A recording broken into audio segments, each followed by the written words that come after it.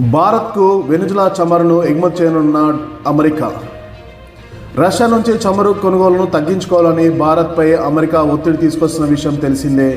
ఈ నేపథ్యంలోనే భారత్ వెనిజులా చమురు విక్రయించడానికి ట్రంప్ యంత్రాంగం సిద్ధమవుతున్నట్లు తెలుస్తుంది. అమెరికా నియంత్రణలో ఉన్న కొత్త చట్టం కింద భారత్కు చమురును విక్రయించేందుకు చర్యలు తీసుకుంటున్నట్లు వైట్ హౌస్ వర్గాలు వెల్లడించాయి.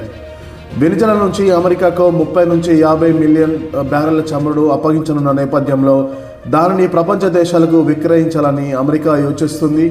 అందులో భాగంగా భారత్కు కూడా చమురును అమ్మడానికి సిద్ధంగా అమెరికా ఉందని వైట్ హౌస్ వర్గాలు వెల్లడించాయి. వెనిజులా చమురుపై యుఎస్ రిఫైనరీలే కాకుండా ప్రపంచ దేశాలు కూడా ఆసక్తి చూపిస్తున్నాయని తెలుస్తుంది. వెనిజులాలో తాత్కాలిక అధికారులు అధిక నాణ్యత గల 30 నుంచి 50 మిలియన్ బ్యారెళ్ల చమురును యుఎస్కు అప్పగించనున్నట్లు ట్రంప్ ప్రకటించిన నేపథ్యంలో ఈ వార్తలు రావడం గమనార్హం. వెనిజులా నుంచి సేకరించిన చమురును మార్కెట్ ధరకే విక్రయించిన ద్వారా వచ్చిన డబ్బును తమ నియంత్రణలో ఉంటుందని ట్రంప్ ఇదివరకే ప్రకటించారు.